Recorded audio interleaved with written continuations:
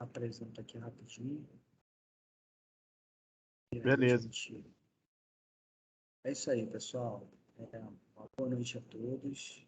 Estamos aqui iniciando a 5ª semana acadêmica do curso de Educação Física, tá? E hoje a gente está aqui com o professor Fábio Cauê mais uma vez, né? O professor Fábio Cauê aqui conosco, é sempre um prazer muito grande tê-lo aqui conosco. É um grande amigo, excelente profissional, desenvolve um trabalho muito bom.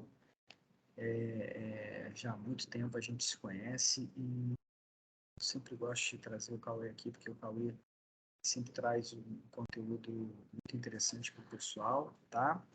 E hoje ele vai conversar um pouquinho com a gente aí sobre os 5 maiores mitos da hipertrofia muscular. Não vou me alongar muito, vou deixar o Cauê fazer a própria apresentação dele aí. É um prazer ter você aqui conosco, tá, Cauê? Fica à vontade aí. E já temos aqui quase 50 pessoas assistindo a sua palestra, tá? Obrigado, Silvio. Prazer enorme estar aqui com vocês também.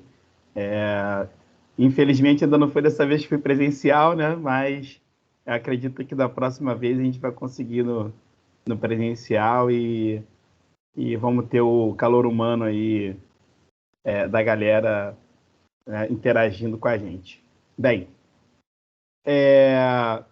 assim, o Silvio já me falou, meu nome é Fábio Cauê, né? Eu tenho hoje um interesse muito grande em estudar, né, como a gente pode otimizar a hipertrofia muscular e como a gente pode trazer aquilo que está na literatura para a nossa prática.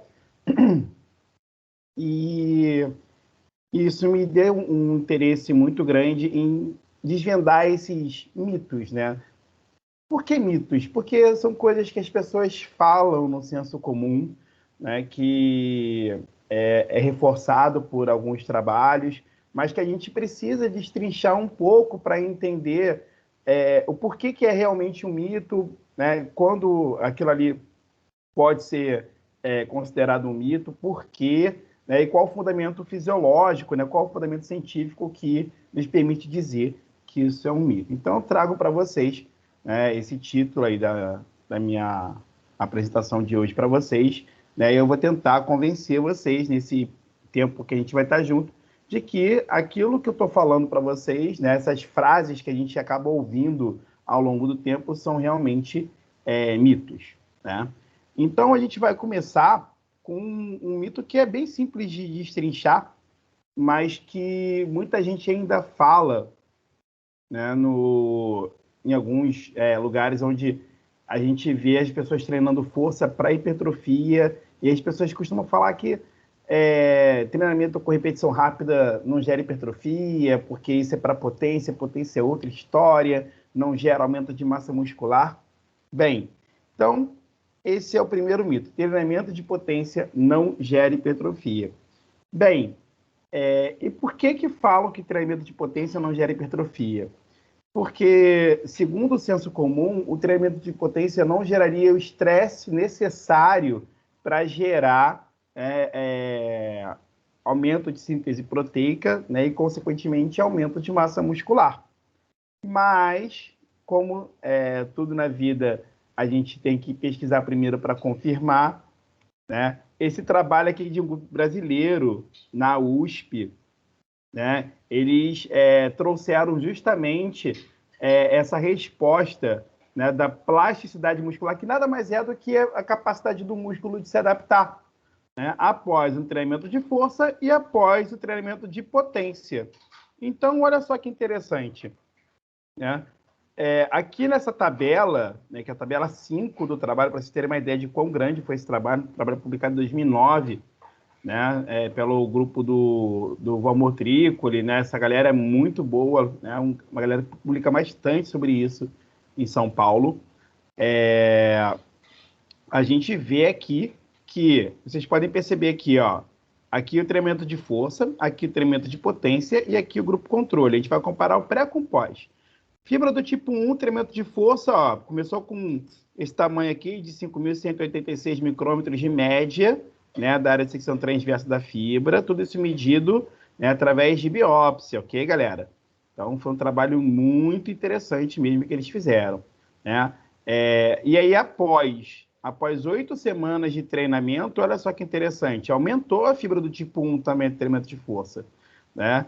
No treinamento de potência, a gente não viu diferença estatística significativa, ok? Mas, e o controle também não, pelo menos para a fibra do tipo 1. Mas as fibras do tipo 2, que são aquelas que são mais responsivas ao treinamento de força tradicional e também ao treinamento de potência, olha só que interessante, né? Aqui saiu de 5.753 para 6.820, então aumentou, e um treinamento de potência de 5.600 para 6.400, ou seja, também aumentou, e essa magnitude de aumento também consegue ser vista nas fibras do tipo 2B. Ou seja, se aumentou a área de secção transversa da fibra, a gente pode falar que houve sim hipertrofia muscular, certo? Então, a gente aqui já seria suficiente para mostrar para vocês que esse mito de que treinamento de potência não gera hipertrofia muscular, isso é uma furada, ok? Mas eu ainda trago mais um dado para vocês desse mesmo trabalho, que é um dado que mostra a expressão dos genes associados às vias de síntese proteica, que são as vias que vão gerar aumento da quantidade de proteínas que está ali na célula, que vai gerar, no final das contas, hipertrofia muscular.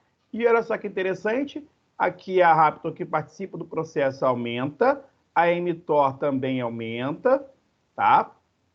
A Rictor também aumenta, todas elas participam desse processo de síntese proteica, e esse gene aqui, que é de uma proteína que inibe a síntese proteica, inibe, né, a atividade lá do ribossomo, que é a organela que converte RNA mensageiro em proteína, né, falando assim de termos grosseiros, ela diminui tanto com o treinamento de força quanto com o treinamento de potência. Ou seja, eles não somente viram que o treinamento de potência gera, de fato, hipertrofia, mas também viram que a sinalização que é voltada para a síntese proteica também é a mesma, né? Ela também é ativada da mesma forma que a gente consegue ver no treinamento de força tradicional, ok?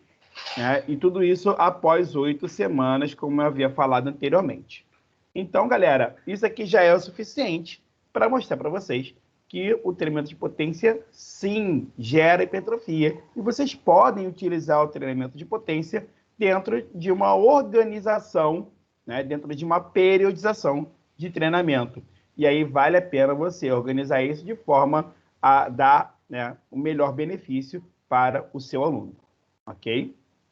Bem, então, seguindo em diante, nós temos um segundo mito, que seria em relação ao treinamento de alto volume, treinamento de uma grande quantidade de repetições, né? Falam que esse treinamento não gera hipertrofia muscular. Por quê? Porque ele geraria resistência muscular localizada, né? A gente sempre ouviu falar isso, os mais antigos com certeza já ouviram, cansaram de ouvir isso, né? Os mais novos talvez já estejam ouvindo algo diferente, mas isso ainda é um mito que reina, né, dentro das academias. Tá? E aí vem essa meta-análise, né, que é uma análise de vários artigos, uma análise estatística de vários artigos, né, do Brad Schoenfeld, que é um dos maiores pesquisadores hoje em treinamento de força no mundo, e mostra que, né, os trabalhos hoje publicados, eles favorecem, né, os dados, quando analisados em conjunto, eles favorecem ao alto volume de treinamento, ou seja, uma alta quantidade de repetições, uma alta quantidade de séries, para otimizar a hipertrofia muscular. Ou seja, o volume é sim uma variável importante para a hipertrofia muscular, se não a mais importante, né? Segundo essa revisão aqui, né, é uma revisão, um trabalho de opinião do Vandré Casagrande, do Belmiro, do Gabriel Trajano, são 3 caras que são absurdos, né? São brasileiros absurdos, todo mundo conhece o Belmiro, talvez alguns aqui conheçam o Vandré, O Gabriel é um cara que trabalha mais com a parte de flexibilidade, mas ele é um cara, né, fantástico também na área de treinamento de força. Já tive o prazer de trabalhar, né, com o Belmiro e com o Gabriel. E esses caras, nesse artigo, que gerou até uma treta na internet aí em relação ao que eles falaram, com um outro grupo brasileiro, e aí depois a gente pode falar em off aí que treta foi essa, né? Eles vêm apontando que o treinamento de alto volume é a variável mais importante para a hipertrofia muscular, né? E isso acaba gerando uma briga, né? Porque tem pessoas que defendem o treinamento de baixo volume e alta intensidade como sendo um treinamento realmente focado em hipertrofia, tem um outro grupo que defende volume, enfim, vai ter sempre uma briguinha, né? Mas isso se resolve na ciência, né? E tem um trabalho muito interessante, foi publicado, se eu não me engano, foi publicado em 2018 ou 2019, tá? É um trabalho desse grupo, desse cara aqui, do Michael Roberts, que é um dos caras hoje que está realmente pesquisando muito sobre essa situação aqui, ó, hipertrofia sarcoplasmática, né? Que é algo que há muito tempo atrás as pessoas já achavam que era um mito, né? Que não existia, né? Hipertrofia e pronto, acabou. Mas o grupo do Michael Roberts vem trazendo dados interessantes sobre essa situação de hipertrofia sarcoplasmática, né? E esses caras, né, eles realizaram um treinamento de força, né, se eu não me engano, foram 10 semanas, né? 10 semanas, aqui eles dão... Depois eu vejo aqui direitinho a quantidade de semanas que foi esse treinamento, mas eles terminaram o treinamento fazendo 32 séries de 10 repetições por semana. Por semana. 32 séries de 10 repetições de cada exercício que ele trabalhou por semana. Né? E isso é muita coisa, isso é um volume muito alto. Né? E eles trabalharam nesse artigo com os indivíduos que responderam positivamente, porque eles viram que existiam indivíduos que respondiam negativamente a esse método de treino, mas existiam aqueles indivíduos que respondiam positivamente, e eles trabalharam nesse trabalho, eles viram nesse trabalho somente o efeito naqueles que responderam positivamente. Como vocês podem ver aqui, ó, somente esses aqui, ó, que tiveram aumento na área de secção transversa foram incluídos na análise, e esses caras aqui não foram incluídos, ok? E aí eles foram avaliar essa questão da hipertrofia sarcoplasmática, né? E, né, eles não acharam aumento de proteína sarcoplasmática, mas viram uma diminuição de actina e miosina. Olha que interessante. Eles viram uma diminuição ao longo do tempo de treinamento de actina e miosina. Então, o que justificaria o aumento de massa muscular, aumento da área de secção transversa do músculo, se eu tenho uma diminuição de actina e miosina, né? O aumento da expressão de proteínas associadas ao metabolismo energético. Então, a gente sabe que a regulação do metabolismo energético para a produção de energia dentro do treinamento de força, ela é muito importante para que a gente mantenha um nível de repetições aumentado. E é isso que ele vê nesse trabalho. Ele vê um aumento da expressão de enzimas associadas ao metabolismo glicolítico, ao metabolismo, né, anaeróbio lático, ok? E aí, aqui eles fazem mais umas outras análises, mostrando aqui aumento de área de secção transversa. Aí, nos indivíduos que foram ainda mais altamente responsivos, ainda eles viram um aumento da proteína sarcoplasmática, né? Como vocês, né, puderam ver aqui a expressão das proteínas, né, associadas ao metabolismo energético. Né? Aqui são genes, né? Aqui elas foram convertidas em proteínas de fato, uma queda da quitina e da miosina, né? Então, é realmente algo que a gente pode entender como um mecanismo de hipertrofia muscular quando a gente fala de treinamento em alto volume, ok? Bem, então a gente já viu acabamos de ver que o treinamento de alto volume, sim, gera hipertrofia, ele gera um tipo específico de hipertrofia, ao que parece, ele gera um tipo específico de hipertrofia, pelo menos naquelas pessoas que são altamente responsivas, ok? Ah, Fábio, mas como é que eu sei se eu sou altamente responsivo ou não? Bem, você tem duas formas. A primeira é vivenciar o treino e analisar os resultados daquele método de treinamento na sua rotina, tá? Uma outra forma é fazer um mapeamento genético. Então, você tem as duas formas. Uma é mais barata, mas demora mais tempo para você enxergar. A outra é bem mais cara, mas você vai ter o resultado de forma bem instantânea, ok? Um outro mito, né? E eu estou deixando sempre os melhores para o final, né? Eu acho que esse daqui deveria ser o último, mas eu coloquei ele no meio, porque ele é muito interessante, né? Falar sobre treinamento aeróbico, treinamento de força, é sempre algo que a gente enxerga como controverso, como algo que não bate.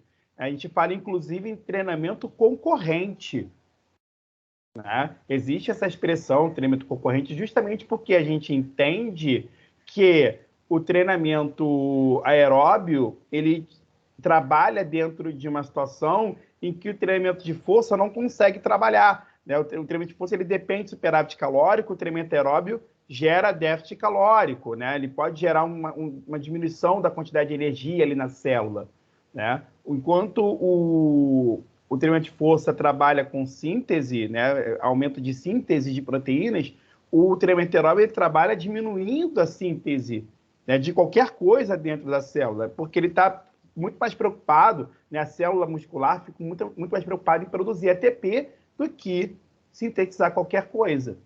Então, seria algo, né, que não bate.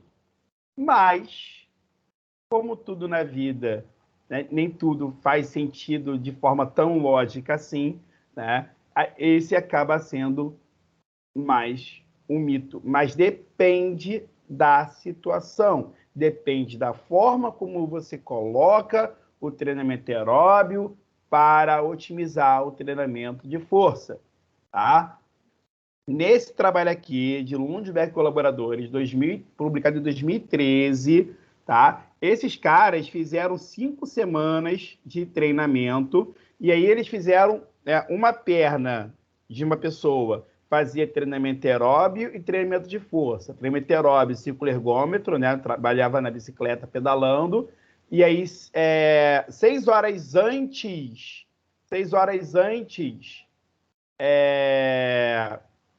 desculpa, o treinamento aeróbio era 6 horas depois do treinamento de força. O treinamento de força era antes, depois, 6 horas depois do treinamento de força, a pessoa fazia o treinamento aeróbio, tá? Então, ela fazia no dia treinamento de força, 6 horas depois, treinamento aeróbio, isso numa perna. O grupo que, assim, a mesma pessoa fez na outra perna somente treinamento de força. Então, era aquilo, né? Enquanto, no momento, as duas pernas estavam treinando força, 6 horas depois, somente uma perna fazia aeróbio. E aí eles compararam o efeito, né, local, porque a gente sabe que os efeitos, eles são locais, né? A gente sabe que não vai existir um efeito sistêmico ali em relação à sinalização para hipertrofia ou para regulação do metabolismo energético. Aquilo ali vai ser local, daquele músculo, ali, daquela célula muscular que está sofrendo aquela intervenção. Então, ele comparou a perna que fez aeróbio com força com a perna que fez somente força. E olha o que eles viram, olha que interessante. Eu vou colocar aqui para vocês um zoom para vocês entenderem o que eu vou falar para vocês agora. Aqui, ó. Aqui ele analisou o volume, né? E a área de secção transversa, a média e a maior área verificada. Aqui é o grupo que fez aeróbio mais força, tá? E olha só, tanto no volume total, quanto no aumento médio, quanto na área que tinha maior volume, né, a maior área de secção transversa, eles tiveram aumento na ordem de 13% a 14%. Olha que interessante. O grupo que fez aeróbio mais treinamento de força, teve um aumento na área de secção transversa e no volume muscular na ordem de 13% a 14%. Ok? E olha só que interessante, o grupo que fez somente treinamento de força ficou aqui no aumento de 8%. O grupo que treinou aeróbio mais treinamento de força, né, treinamento de força 6 horas depois aeróbio, esse grupo ele ganhou 6% a mais do que o grupo que treinou somente força. Olha que interessante, gente. Então, mais uma vez, tudo depende da forma como é colocada a situação. Tá? Você pode treinar força e pode treinar aeróbio no mesmo dia, mas talvez você tenha que dar um tempo de intervalo entre esses treinos. Porque se você treinar junto, aí sim, treinou um e logo depois o outro, talvez você tenha um comprometimento do ganho. E é isso que esses caras falam nessa revisão publicada em 2016.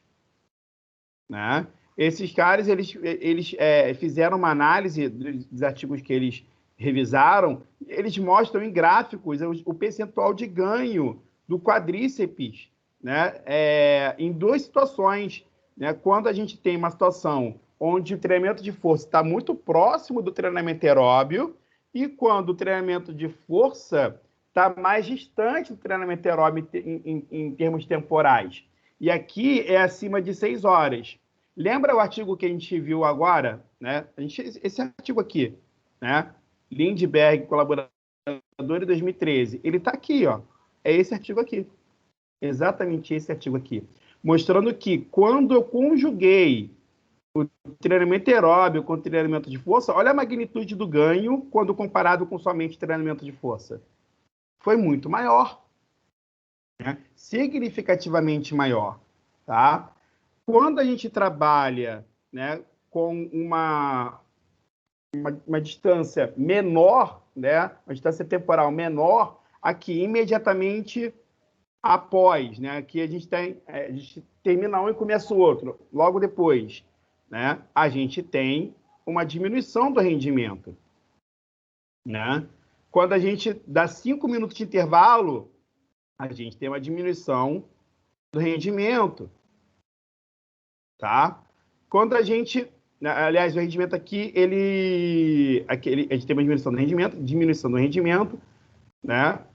Aqui, a gente tem também uma diminuição do rendimento. Ok? E aqui, parece que o treinamento concorrente, 15 minutos, né, de diferença entre um e o outro, a gente começa a ter uma diferença significativa no aumento, né, na otimização, né, do ganho de massa muscular. Então, parece que 15 minutos passa a ser um tempo razoável para você escolher. Mas, se você puder dar mais tempo, dê pelo menos 6 horas. Ok? Então, basicamente, é isso que esses caras falam na revisão dele. Tá? E ele ainda dá dicas, né, de como colocar o treinamento aeróbio para não atrapalhar o treinamento de força, de acordo com os outros artigos que eles revisaram. Então, olha só que interessante. Separar os exercícios em intervalos entre 6 e 24 horas, você pode fazer no mesmo dia, tranquilamente. Adotar estratégias que minimize o volume geral, né, trabalhando com treinamento intervalado de alta intensidade. Então, a gente sabe que treinamento intervalado de alta intensidade, ele acaba otimizando, né, quando a gente usa o de curto intervalo, né, intervalo curto, ele acaba otimizando os ganhos de massa muscular, mas a gente pode falar em outro momento. Eu não vou abordar isso hoje em detalhes, ok? E olha só que interessante, favorecer o ciclismo, né, e deixar de lado a corrida, tá? E aí eu falo para vocês uma coisa, eu coloquei uma foto no meu Instagram outro dia, eu fiz um post sobre isso, e eu coloquei a foto de um fisiculturista muito famoso, né, mas sem a cabeça, óbvio, para a galera adivinhar, né? E teve uma pessoa que adivinhou, que era o Arnold Schwarzenegger, né? O Arnold tem o hábito de pedalar todo santo dia, né? E ele foi Mister Olímpia, considerado o melhor físico de todos os tempos, enfim, né? O resto é história. Mas ele tem o hábito de pedalar. Olha que interessante. Então, lá atrás, mesmo sem o conhecimento científico, eles adotam até hoje, os fisiculturistas adotam até hoje essa pedalada de leve, baixa intensidade para otimizar os ganhos. Tá? Ainda tem uma outra situação que a gente deveria pensar quando a gente pensa em treinamento aeróbico e treinamento de força, né? Um ajudando o outro, né? Que é basicamente isso aqui. Né? Agora a gente vai falar de bioenergética. A gente vai falar de um composto muito importante que vocês devem utilizar como suplemento, que é a creatina. Né? A creatina é formada no fígado ou no rim, né? Mais formada no fígado. Né? Ela é a junção de glicina, arginina e metionina, que formam creatina, e ela ela é jogada, né? É lançada do fígado para a corrente sanguínea. Né? E aí, lá na corrente sanguínea, ela vai parar no músculo, ela vai entrar no músculo. E olha só que interessante. A gente, para ressintetizar creatina fosfato, e a galera que já teve fisiologia vai lembrar disso, né? Que já teve bioenergética vai lembrar disso, creatina fosfato faz parte ali da via do ATP-CP, né? Então, para a gente ressintetizar creatina fosfato, a gente precisa dessa creatina que vem do fígado e também precisamos de ATP. Qual o ATP que a gente precisa para ressintetizar essa creatina fosfato? O ATP que vem da mitocôndria, o ATP que vem lá do metabolismo oxidativo. Então, se a pessoa que quer hipertrofia muscular tem um bom condicionamento cardiorrespiratório, tem um metabolismo oxidativo em dia, tem um metabolismo oxidativo otimizado, ela vai recuperar melhor esse substrato tão importante para o treinamento de força. Né? Isso é extremamente importante. Por quê? Porque esse fosfato, inclusive, ele pode vir advindo do próprio metabolismo energético, do próprio uso do ATP. Né? Lembrando que o ATP, quando ele é utilizado, ele é hidrolisado, ele é quebrado em ADP mais fosfato inorgânico. E esse fosfato inorgânico pode gerar fadiga. Olha só que interessante. A gente está falando de treinamento de força, mas a gente começou a falar de metabolismo energético para explicar algo que pode favorecer a produção de força. E isso vai favorecer, no fim das contas, a otimização da hipertrofia muscular. Então, Fábio, eu devo colocar treinamento aeróbio para o meu aluno que quer treinamento de força, que quer hipertrofia muscular, está treinando força para hipertrofia muscular? Sim, não só pode, como deve. Mas você tem que utilizar as estratégias corretas para que você consiga efetivamente gerar um resultado otimizado no seu aluno. Ok? Então, passando para o quarto item. Esse eu gosto muito de falar. Né? Isso aí, quando eu coloquei um vídeo sobre isso no TikTok, foi o primeiro vídeo que eu coloquei no TikTok sério, assim, e teve gente me batendo até dizer chega sobre isso, falando que eu estava falando besteira. Mas, enfim, faz parte. Né? Mas isso aqui é um mito, de fato. Treinar até a fadiga é o melhor para a hipertrofia muscular. Bem, se é melhor ou se não é melhor, a gente vai ver agora. Mas, de cara, eu falo para vocês, né, que existe hoje uma vasta literatura nesse sentido e esse ano foi publicada uma meta-análise, né, mostrando, né, o efeito do treinamento de força até a falha ou não falha, tá?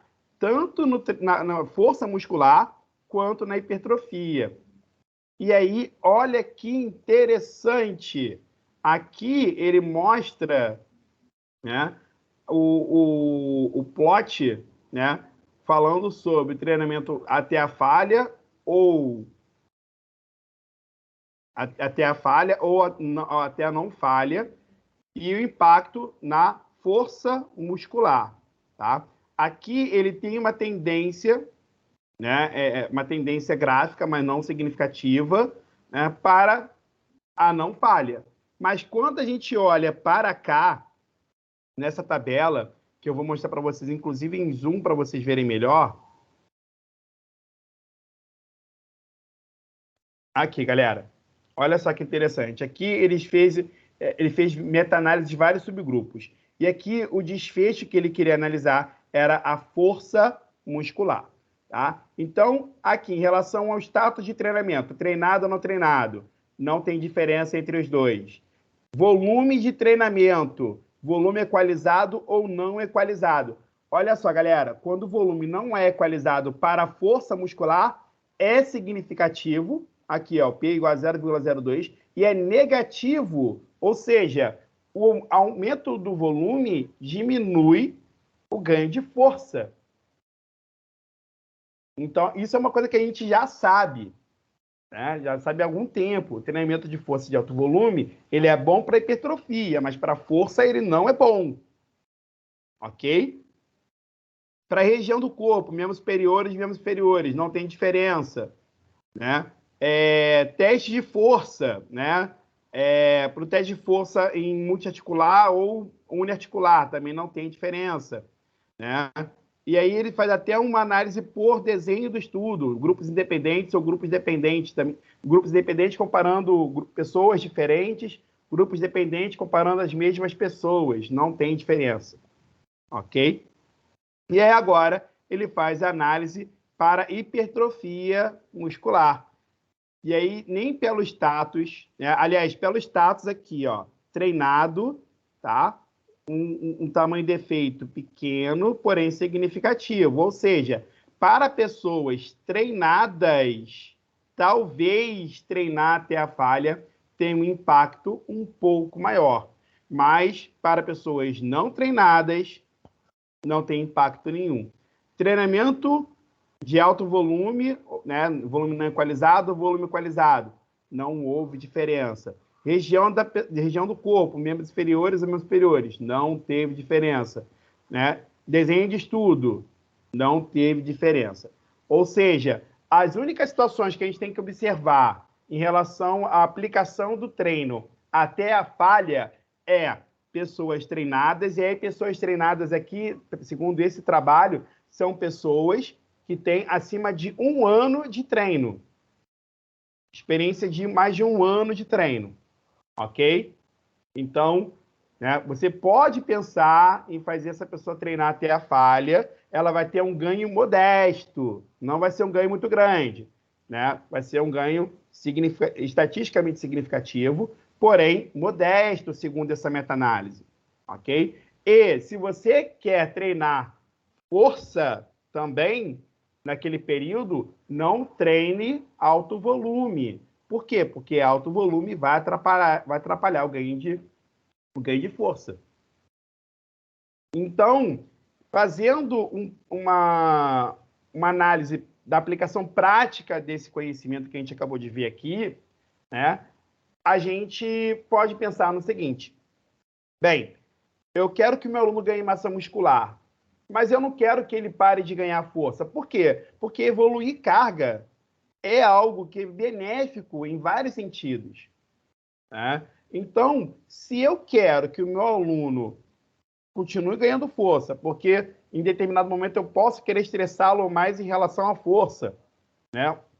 Um estresse um pouco mais voltado para a carga, né? E aí eu vou conseguir aumentar esse estresse porque ele está aumentando força, né? Mas eu quero manter um ganho de massa muscular. Qual é a melhor forma de treinar? Treinar até a falha ou treinar até antes da falha? Como está mostrando esse trabalho, treinar até antes da falha. Tá? E essa é a aplicação prática de tudo isso que a gente está vendo agora. Então, a minha recomendação, né, de acordo com a literatura, é priorize trabalhos até a falha. Você pode prescrever até a falha? Sim, para indivíduos treinados.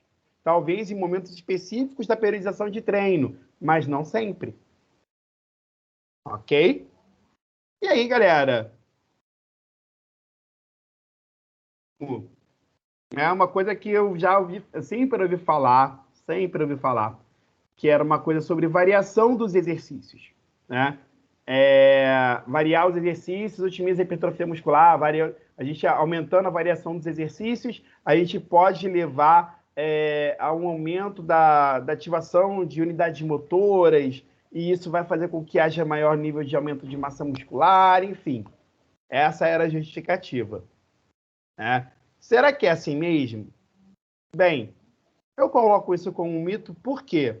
Porque, mais uma vez, uma revisão sistemática publicada esse ano, tá? Publicada esse ano, janeiro desse ano, tá? Por esse grupo lá de Londrina, tá? Eles analisaram alguns trabalhos que comparavam treinamento com variação, ou com pouca variação, e com muita variação, né? Ou nenhuma variação e muita variação, ou nenhuma variação e pouca variação. Tem vários trabalhos nesse sentido. Eu destaquei um aqui para mostrar para vocês, né?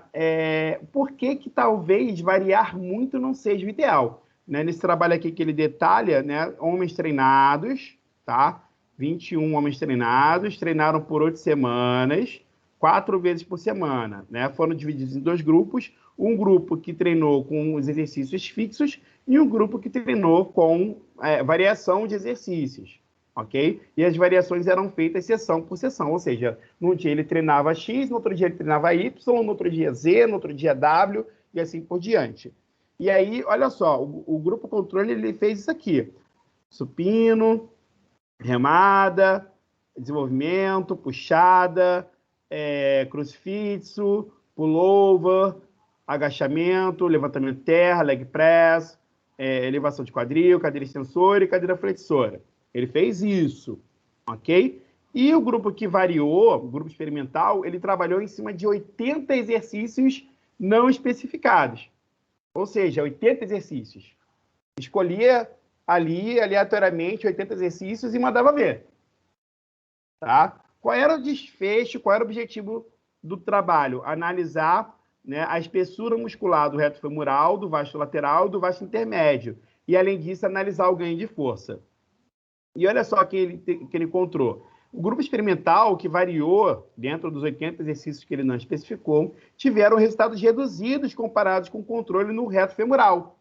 Tá? Eles tiveram efeito semelhante nos outros músculos, mas no reto femoral ele teve uma diferença em relação ao controle, tá? E não tiveram diferenças em relação ao aumento de força, tá? E aí o que está falando esse texto aqui que está em inglês e que vocês devem estar queimando a mufa para entender? Bem, nesse texto aqui ele está falando o seguinte, que talvez variar muitos exercícios não seja a melhor maneira de otimizar os ganhos de massa muscular. Talvez variar os exercícios sirva para aprendizado, mas não para ganho. E se você quiser aumentar, né, otimizar o aumento de massa muscular, otimizar a hipertrofia muscular, você tem que variar dentro dos padrões de movimento já estabelecidos. Ou seja, se você está trabalhando com agachamento, você pode variar para um leg press, você pode variar para um agachamento unilateral, você pode variar para um agachamento lateral, você pode variar para um agachamento com salto, mas você não pode variar um agachamento com chute na bola, se você quiser a hipertrofia muscular.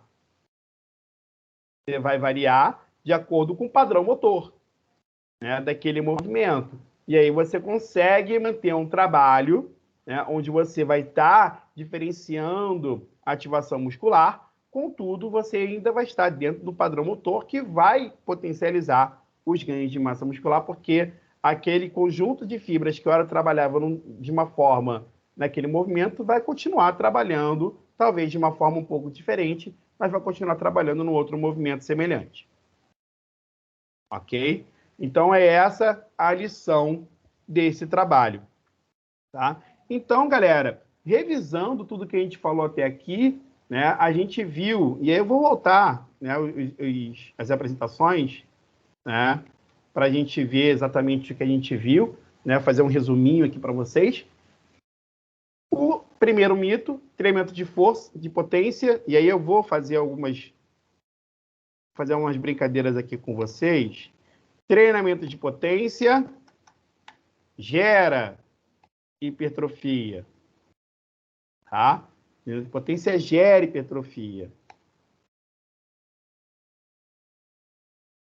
Segundo mito, treinamento de alto volume gera hipertrofia, pode potencializar os ganhos de massa muscular, né?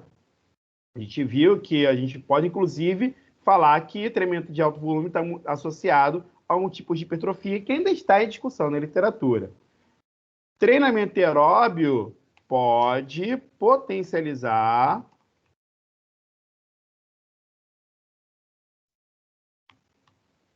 a hipertrofia muscular, dependendo da forma como é colocado dentro de uma organização de treinamento. Ok? Então, tudo vai variar em relação à forma que você prescreve o treinamento aeróbio em cima do treinamento de força visando hipertrofia muscular. Ok? O quarto mito, treinar até a fadiga, talvez não seja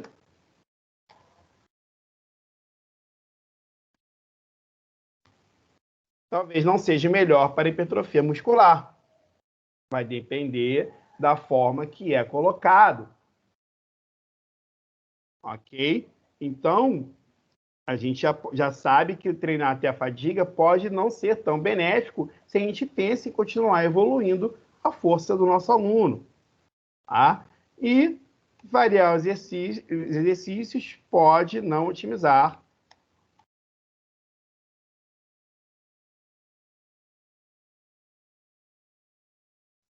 Pode não otimizar a hipertrofia muscular. Por quê? Porque se você variar muito dentro de uma quantidade enorme de movimentos que o nosso corpo pode fazer, a gente pode acabar efetivamente gerando prejuízos no aumento de massa muscular. A gente pode valorizar o aprendizado motor, a gente vai valorizar o aumento da força, mas não a hipertrofia muscular. Ok? Então, pessoal, é isso, ok? Aqui está o meu endereço do meu Instagram. Se você, não sei quem já me segue, se ainda não me segue, quem ainda não me segue, né, pode me seguir, né? Esses mitos estão todos lá também explicados em posts no meu Instagram, né? E eu venho fazendo uma série de posts falando sobre otimização da hipertrofia muscular. E também lá tem o link lá na bio, vocês podem ter acesso lá aos meus conteúdos. Eu tenho um grupo que eu mando informações sobre os meus eventos, também mando artigos científicos, mando material para estudo. Enfim, pessoal, é isso.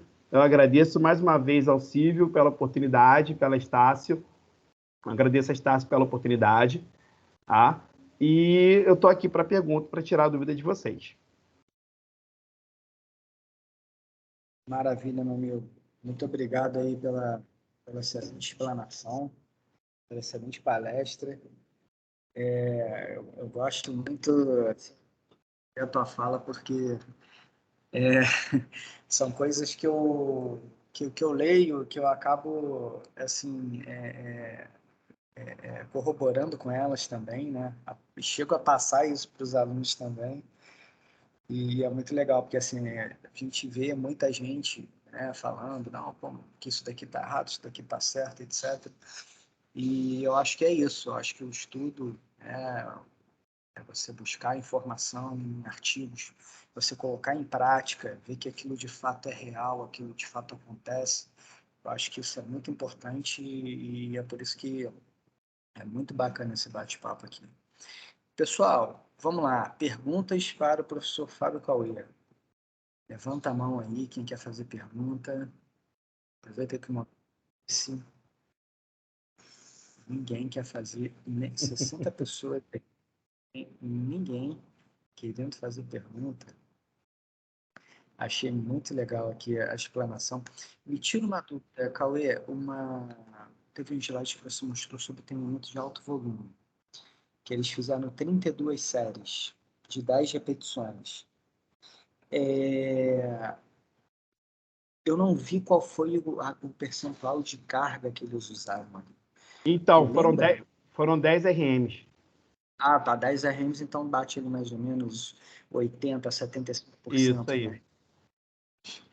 Beleza, não, tá show de bola. Tá, é um Não, treinamento mais... foi um estudo bem interessante esse do Michael Roberts, porque, inclusive, saiu um outro estudo final do ano passado, desse mesmo grupo, onde eles fizeram um trabalho semelhante, só que um volume um pouco menor. E eles não viram o mesmo Uhum. efeito. E aí eu conversei com o André, a gente troca ideia às vezes no Instagram, né? Aí ele, pô, mas os caras não viram o mesmo efeito nesse trabalho. Eu, cara, olha o método desse e olha o método desse aqui. Nunca vai chegar no Uhum. mesmo efeito. Tipo, Aham. era 65, 70% do volume que os caras alcançaram.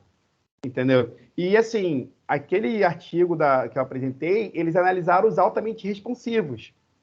Uhum. Isso tem que ser levado em consideração também. Tem pessoas que não respondem muito bem aquilo, né? Então, isso é algo que deve ser levado em consideração. Ah, entendi, maravilha. Bom, então, eu não sei se o pessoal tem mais alguma pergunta aí, alguém tem mais alguma pergunta aí Professor, pro Cauê? Oi, pode não. treinamento de potência, né, é semelhante com um treinamento de intensidade? Vamos lá. Quando a gente fala em intensidade de treinamento de força, a gente está falando em carga, tá? Então, quando a gente fala em treinamento de alta intensidade no treinamento de força, a gente está falando de treinamento em alta carga, tá? Você pode treinar potência com alta carga? Sim, pode. Mas, vamos lá, potência é igual a velocidade vezes força, né? Então, se eu coloco muita força, eu não consigo produzir uma velocidade tão grande, talvez não seja a melhor forma de treinar potência. Então, eu preciso de uma carga menor para gerar uma velocidade maior e uma produção de força igualmente grande para que a gente consiga treinar potência. Então, a gente treina geralmente com cargas mais baixas, né, por volta ali de 30%, 40% de MRN, para produzir o máximo de velocidade naquele movimento e aí sim a gente conseguir treinar potência. Muito bem colocado. Perfeito, obrigada. Isso aí, assim, a pessoa, aí tem que ver qual a fase do treinamento de potência que a pessoa quer priorizar, né? Exatamente. Porque às vezes, assim, a pessoa tem uma boa velocidade, mas está precisando de força, então você trabalha com carga alta. Ou, do contrário, a pessoa tem uma força considerável, mas precisa trabalhar a velocidade e não tem jeito, você tem que reduzir a carga, né, para dar essa prioridade à velocidade. De preferência, trabalhar com uma quantidade de repetições mais baixas, né? Aí a Daniele perguntou aqui, Muay Thai é considerado aeróbio, e a Elaine perguntou CrossFit seria treino de potência? Bom, se o Eu Fábio acho quiser responder aí, eu posso deixar uma contribuição depois. Fala aí, Fábio. o CrossFit é tudo ao mesmo tempo, né? O CrossFit ele é multimodal, que a gente chama, né? É um treinamento multimodal. Então, no CrossFit você vai treinar aeróbio, vai treinar força, vai treinar potência, vai treinar tudo, tá? Habilidade ginástica, você vai treinar tudo, ok? O CrossFit é uma modalidade multimodal, tá? É, com relação a... Tem uma questão aqui do Renan, Muay Thai. né, Tem uma a aqui Daniele perguntou. Muay Ah, Thai é não, tem uma do considerado, Renan em cima. Tem uma do Renan em cima, isso. Muay Thai é considerado aeróbio? Então, a luta em si, né, o tempo de luta, dependendo do tempo da luta, pode ser uma modalidade aeróbia, com momentos de explosão. Você tem momentos de potência, que são os momentos dos golpes. Tá? Mas, se você for pensar que cada luta pode demorar 15 minutos, 20 minutos, a gente está trabalhando em cima de uma perspectiva de produção de energia num longo período de tempo. Então, mais uma vez, é multimodal. Você vai ter momentos de explosão, momentos de força, né? Mas também aquele conjunto de fatores vai levar a um aumento da solicitação do metabolismo aeróbio, tá? E aí o ectomorfo, né? O ectomorfo ideal seria... Então, Renan, eu não tenho, né, uma ideia muito boa sobre treinamento dividido em somatotipos, né? Para mim, treinamento é treinamento e a gente prescreve conforme cada um vai respondendo, tá? Não existe um padrão de treinamento para somatotipos, entendeu? Você, por exemplo, a gente consegue pensar, por exemplo, em seleção de talentos para determinados esportes voltado para somatotipo, mas prescrição de treino, periodização de treino voltado para somatotipo é algo que a literatura não dá um suporte tão grande assim. Só para uma complementada no que a Elaine perguntou sobre o CrossFit, depende muito do workout da sessão de treinamento, entendeu, Elaine? Porque o cross, como o Fábio Cauli estava falando, eu estou falando sobre isso porque eu tenho centro de treinamento, e assim, o cross ele me desafiou muito na compreensão da fisiologia nesse sentido. Porque por ele ser uma atividade multimodal, quando a gente cria nossas sessões de treinamento, a gente trabalha assim, valências diferentes. Então, um dia a gente dedica o treinamento para resistência, um dia a gente dedica o treinamento para força, o dia a gente dedica o treinamento mais para endurance cardiorrespiratória. Então, vai depender de qual foi a combinação de estímulo que a gente fez ali, em função do objetivo daquela sessão, entendeu? Então, assim, o que a gente pode assumir é que, de uma certa maneira, a modalidade, ela trabalha um pouquinho de cada característica, né? Isso tudo em função do objetivo que você está preconizando e também, é lógico, em função de como você está organizando o seu estímulo, né? Se você for trabalhar em velocidade, carga leve ou moderada, né? Poucas repetições e alta velocidade de execução, então você vai priorizar a potência. E depende de cada workout, tá? Agora o pessoal se animou aí, tá? Tem pessoal aí, vamos lá. Perguntando se Muay Thai e musculação vão atrapalhar a hipertrofia. Depende da forma como você coloca, Daniele. Segundo o que a literatura mostra, né, geralmente se você der aí, né, 6 horas de diferença entre uma modalidade aeróbia ou predominantemente aeróbia e o treinamento de força, você vai conseguir resultados interessantes para o aumento de massa muscular. Tá? Então, é algo que você pode encaixar, claro, se isso for possível, porque nem todo mundo tem esse tempo, né? É algo que a gente precisa realmente somar, né? Por exemplo, um atleta de fisiculturismo que treina, só treina, não faz mais nada da vida, é uma opção interessante, né? Talvez para uma pessoa que trabalha 8 horas por dia e não consiga treinar de manhã porque acorda muito cedo, ou tenha só o período da noite, desculpa, ou treine só de manhã, talvez para essa pessoa não seja tão interessante. Então, vai depender da forma como você pode colocar essas duas modalidades dentro da sua rotina. Tá?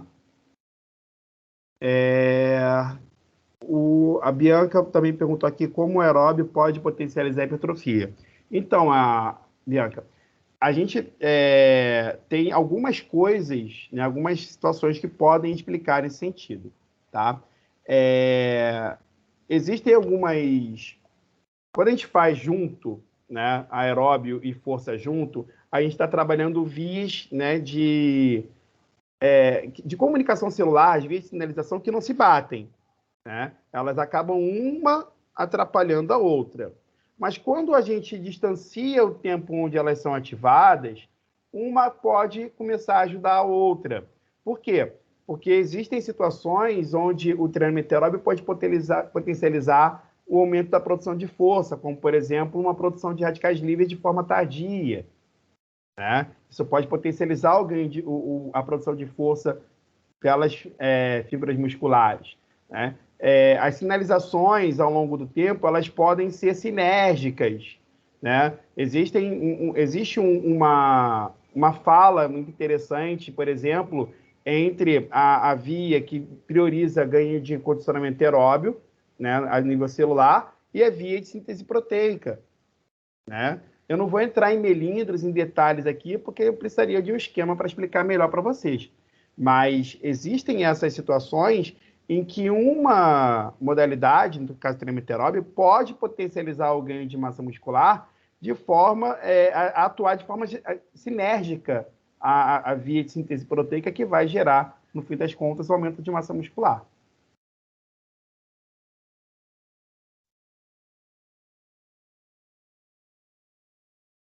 Seu microfone está mudo, Silvio. Ah, beleza, obrigado. Maravilha, pessoal.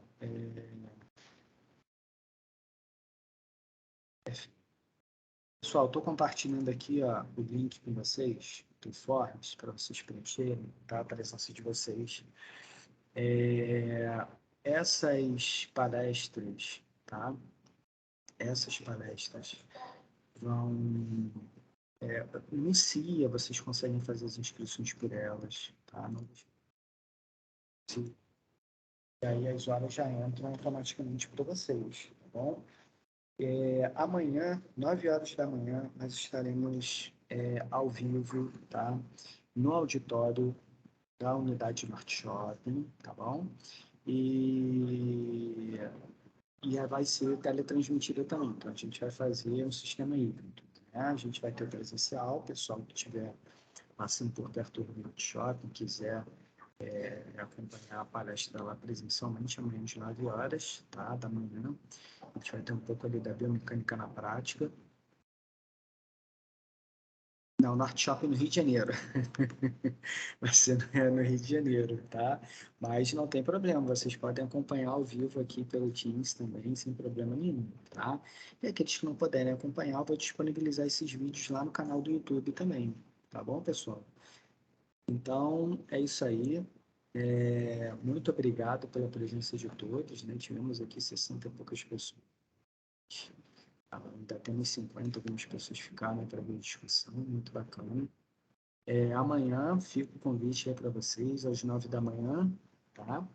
A gente vai ter um bate-papo sobre prática da biomecânica aí na musculação, com o professor Roberto Boton também, vai ser muito legal, muito interessante. Mestre, Pois não, Maria? só uma pergunta rapidinha, que tá travando aqui, tá uma doideira aqui no meu celular. Tá aquela questão do Forms, está dizendo para botar a unidade, né? Mas eu sou do Maracanã, só que essa palestra é do Norte Shopping, eu coloco o quê?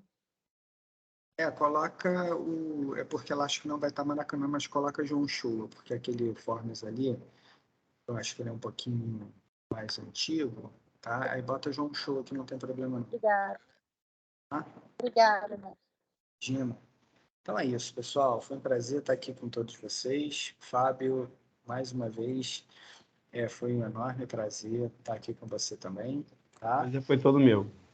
Essa palestra, pessoal, vai estar lá, ó, no canal do YouTube. Depois vocês deem uma olhada lá também, tá? Que eu vou disponibilizar, vou baixar aqui o vídeo e vou jogar lá para vocês acompanharem também. Bom, para quem não pode assistir ou quem quiser assistir de novo. Tá ótimo? É isso aí, pessoal. Tenham todos uma excelente noite aí. Forte abraço e até amanhã, que amanhã tem mais. Abraço, até a próxima, galera. Tchau, tchau.